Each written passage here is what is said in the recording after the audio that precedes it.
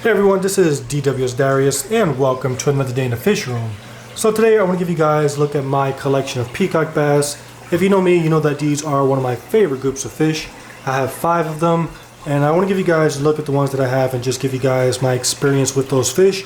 This is actually going to be a 2-part video. Today I'm just going to give you guys an introduction to the ones I have, and in the next video I'm going to give you guys a basic care guide for peacock bass based on my experience. Before we get into that, I do want to give you guys a walkthrough of the fish room, show you what's going on. First off, I do apologize because I know I'm not posting as often as I should, and likely it's going to get worse. We're going into the holidays. I'm spending a lot of time at work. When I'm home, I'm cleaning my aquariums, doing work around the house, so I have very little time to actually make videos for you guys. So I do apologize about that. I will say, however, that if you want more content, I am on Instagram, I am on TikTok, so I do post multiple times a week on those platforms. So if you do want to know what's going on with my channel and get quicker updates, you can check me out on those other platforms. So really quickly, just a briefing on some of these tanks. We have the Dynamis. If you saw my last video, you saw this guy, and just look at that. That responsiveness is incredible. The most responsive fish I've ever had. He's a beast. Up here we have the 350. Everybody looking awesome. The vibes in this tank are definitely changing. Last time I gave you guys a video of this tank, I showed you how this was my most aggressive aquarium, and I actually think that it's not that bad now. The aggression has dropped significantly, and it's kind of weird because I didn't really do anything for it to drop. The fish just on their own started to calm down with their aggression. So we have all these beautiful Vieja, really looking incredible. My favorite group out of the tank. Just a mix of Vieja, and everybody looking awesome. They're ready to eat. We have the Starry Night Cichlid. Pretty much an all-star aquarium. In the future I will be making a few changes. I plan on taking out my female jaguar, my female jagovi, and also my female dovi, just because these guys are growing and I just want to make space, and if I have to sacrifice some. You heard that loud noise? That was this guy. I don't know what he's doing, but he's trying to destroy that aquarium. But yeah, as I was saying, these guys are starting to grow, and I want to eliminate some because at the end of the day they're all going to be about the size of that pair size, some bigger, some smaller, but that's going to be the average size, and eventually this tank will be overstocked. So those 3 are going to be out eventually. I'm even thinking about taking out the bala sharks, but I like these guys, so I might actually start an Asian themed aquarium just for them, and that way I'll have a little bit of the world. This tank will be Central America, this tank will be South America, that tank will be Africa, and the 210 will be Asia. That's just a thought. Besides that, we come over here, we have the African cichlids doing awesome. That was in Dynamis again, that background noise. I love these guys. These guys just a ton of energy, eat right from my hand, and just, this is probably my most aggressive aquarium, my most lively aquarium, and definitely a fun tank to watch. And then lastly, we have my 880 gallon aquarium, home of the peacock bass. I brought down my 2 peacock bass that were in my 210. Those are my mono right here and my Orinoco. I had them in my 210 trying to get them to breed. They were in that tank for 2 months. I said by this date, which was like November 5th or something, if they don't spawn I was going to take them out. The week before that date they actually laid some eggs, but the eggs were unfertile, so I ended up bringing them down here anyway. And then I have my jaguars upstairs. You're not going to see that in this video, and you're also not going to see my pond, which I just winterized, and you're also not going to see my no-tech aquariums. But yeah, as of this aquarium, everybody doing, look at that yawn. They're hungry, so they're showing me their mouths. But yeah, as of this aquarium, everybody doing awesome. This fish right here, I thought that he was going to be bullied, and he's trying to become tank boss. As of now, the tank boss is the Temensis, but this guy is not too far behind, and he's just extremely aggressive. Almost too aggressive for this aquarium, so I got to keep an eye on him. Besides that, the pike doing awesome. The pike is a very aggressive fish.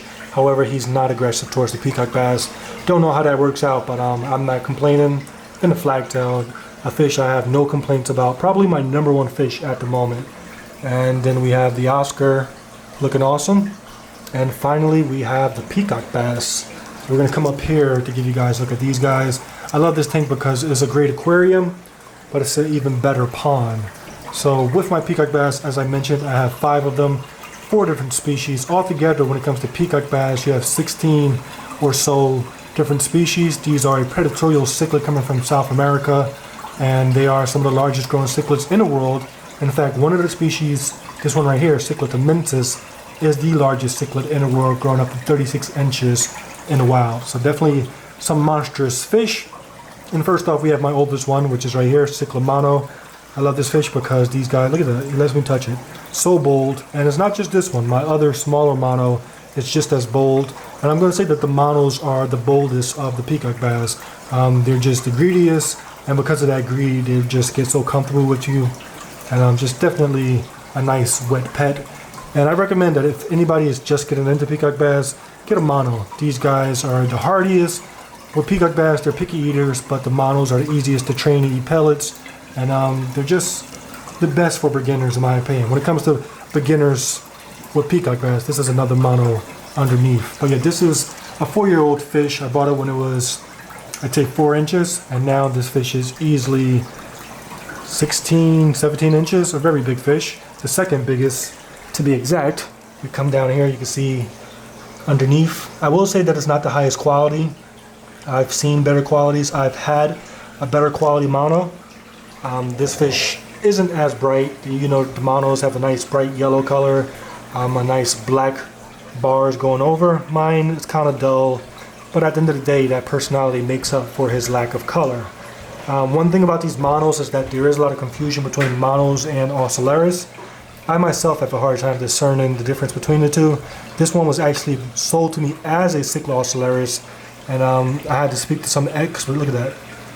I had to speak to some experts to determine that it actually is a mono. So the two species, there is a lot of confusion. Endonymus is like going crazy over there. I don't know what he's doing, but he's acting up. I know he's hungry, but I don't know if he's doing that because he's hungry.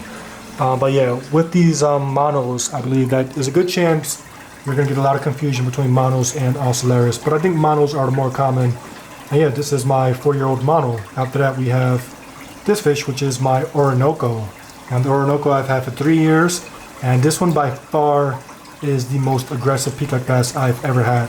Monos, I'd say they're average. They're in the middle between, let's say, a scale of 1 to 10 when it comes to aggression. Monos are about a 5, while we have these Orinoco would be a 7. If you guys look from beneath, this is also my most beautiful peacock bass in my opinion. He has a nice golden body, not gold, a green turquoise body. My camera is just not cooperating. Let me see if I could give you guys a better look at this fish. The camera's having a hard time looking at him, but he has a nice greenish turquoise body. He has the black spots with the yellow outlines. A very well decorated fish, but this fish is absolutely disgusting when it comes to his personality. Right now he's being very aggressive towards the smaller two and this aquarium, especially towards my smaller mono. My smaller mono actually has some scars because the Orinoco is attacking him. And the Orinoco is just a savage when it comes to his aggression level. We come over here and look at my pierce eye. I used to keep this pierce eye with the peacock bass, and the pierce eye has a look, she keeps trying to look at my face because she's hungry and she won't show me her tail. But you see that split in the tail? That occurred about a year ago when she was being kept in this aquarium because my Orinoco is just a savage when it comes to aggression. So he's a beautiful fish, but definitely the most aggressive peacock bass I've ever had. After that, we have the king, the largest peacock bass, Cichlid immensis. This fish is a beast. Look at that. If I had to guess the size, I'm going to say 23, possibly 24 inches. And these fish, as I said, in the wild could grow up to 36 inches. In captivity, they're probably going to max at 30 inches, which is still very large. And they grow super fast. I've had this fish for 2 years, but I'm guessing this fish is about maybe 3 years old. And that's because I bought it at 8 inches. Normally I like to buy my fish smaller than that, but this guy I tried a few times to buy this cichlid, and I kept getting the wrong fish, and that's because peacock bass as juveniles, they all look very similar. So ended up buying this guy at 8 inches, and 2 years later this guy is almost 2 feet long, if not 2 feet long, and he's making his way to 3 feet. So definitely a beast of a fish. The reason why I have this plywood aquarium is because of this fish. Trying to properly house this guy. Just absolute beast. One of my favorites. And he's not that aggressive. As big as he is, if I had to rate his aggression, it's probably a 4 out of 10. So a very calm fish. I don't know if it's my particular one or if it's just the species altogether, but a very mild fish, almost a gentle giant. He does show some aggression, but for his size, he's definitely not bad. And he's just, I can't even express it enough, just an absolute beast. After that, we have my smaller two. We have Cicla Azul, and this one has to be the most peaceful peacock bass I've ever kept. And I've kept 3 of these Azuls, and from my experience, they are all some of the most peaceful peacock bass you'll come across. If you were keeping a tank with like Geophagus and Severums and a more peaceful aquarium, this would definitely be the best choice if you wanted the peacock bass in that aquarium. These Azuls, if I had to rate it, I'd say maybe a 3 out of 10 when it comes to aggression. And I've kept 3 of them, and all 3 of them proved to be not too aggressive. I love the pattern on these fish. If you keep a group of peacock bass, this one definitely will stick out with that nice blue sheen wrapping around the body. Then you have the bars and the speckles. Very beautiful fish. This one could grow to about 30 inches. And like I said, not too aggressive, so it's definitely a nice peacock bass to keep. And finally, we have my last mono. This, again, the monos are the boldest. Before I added these 2 bigger ones, he was eating out my hand. I added the bigger ones, and they started bullying him, but look, he just grabbed my finger. So the monos, as I told you guys, they're the boldest. If you want a peacock bass to start with a mono. The smaller one, I believe, is higher quality than my bigger one. It's not showing any color now because obviously it's smaller and it has a low rank in the hierarchy. However, look at that. The Orinoco proven to be a douchebag. And I can't do anything because if I'm not here, it's still going to occur. I just have to hope that eventually it calms down. And if not, I'll have to do some separating. And you can see the mono does have some scars. And that's because as he's trying to get away, he's running into wood and things like that. So that is the current scenario in this aquarium. But that mono is going to be a beast. He is a male, and he has a lot of potential. And that is my collection of peacock bass. They are, oh, I forgot to mention, I've had this fish for about a year. He's 13 inches now, and I bought him when he was 4 inches, so he grew a decent amount in 1 year. And the same thing with the smaller mono. But yeah, that is the collection of peacock bass. And in the next video, I will be giving you guys some basic care. We're going to be talking about the tank size, minimum tank size for peacock bass. We're going to be talking about tank mates, diet, and all those good things. But yeah, that is the current state of these guys. Now these guys are hungry. I might do a feeding for you guys just to wrap this video up. But again, this video, I was actually going to skip this week making a video, but I can't. I'm going to try to give you guys at least every other week when it comes to videos. But as I told you guys, it is hard for me. I'm getting to the point where I'm going to be working 6 days a week, going to be working 12 hours a day, and then when I do come home, more work. Which I'm not complaining. It's, I guess I'm blessed to have the opportunity. But for you guys, I know you guys, you're going to be missing out, and I do apologize about that. So here, give you guys a quick feeding. I'll feed Adonimus since he's over here making all this noise. And he's eating some Hikari jumbo sticks. And that's him. And we'll take some more, about a handful, and toss it in here. Look at that, splashing everywhere. We're going to come over here and we're going to look for some sinking pellets because in our tank, the catfish and bottom dwellers, this is Massive or Delight.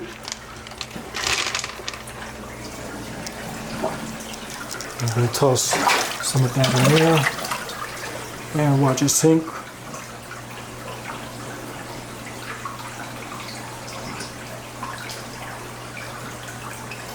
And then we have the catfish and the polypterus. This tank is almost completely South American. The only fish in this tank that is not South American is my bichir, which is a fish that comes from Africa.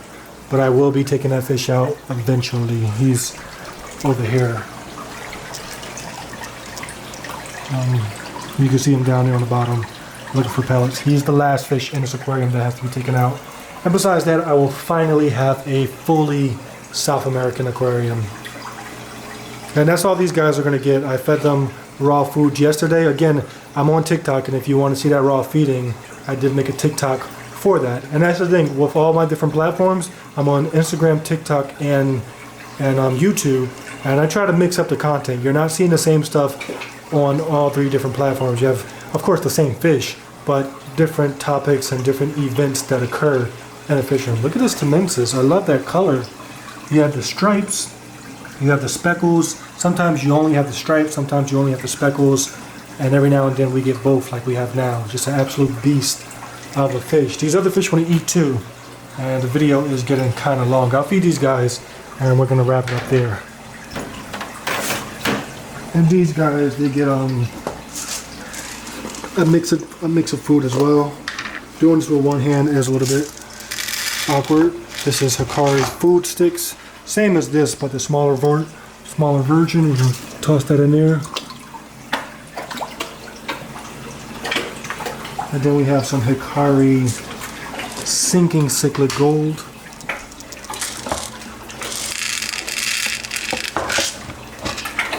And this is for the ones who like it. I like giving my fish the option to choose one or the other. And this will be complete in like 1 minute. These guys will destroy this food in no time. Now look, we finally get to see a fish that you rarely see. My African big-eye catfish and my striped Raphael. Look at that. Look at the bottle sharks. Some of the only fish you can actually hear every time you feed them. And that quickly we missed the 2 catfish. And since I've had these guys, I might as well feed the last fish in a fish room on my African cichlids. So we're gonna take their food over here. This video is shaky as well, so I do apologize about that. And you notice I'm doing all this with one shot, no fancy edits. And it's because, again, I wasn't going to post tonight. And I just like, you guys deserve it. You're awesome. So let me just do what I got to do. You have a lot of crumbs with this one. This is more Hikari sinking cichlid gold. And then we have some flakes for some of these smaller guys. I probably don't even need the flakes because look at all those crumbs that came in here. So I'm going to feed them flakes anyway because that's my opportunity to hand feed them. And what I do is just stick my fingers in there. And this way they just get used to me being in there. Some of them are not even taking like the food from my fingers. They're like pecking my skin. And it's just a good way to get your fish used to you. So anytime I get to feed my fish by hand, I take advantage. It does get the water pretty dirty though, all those flakes and crumbs and everything. But yeah everyone, this video is getting almost too long, so we're gonna stop it right here. As always, thank you for taking the time to watch this video. And hope you enjoyed. And I'll catch you guys on the next one.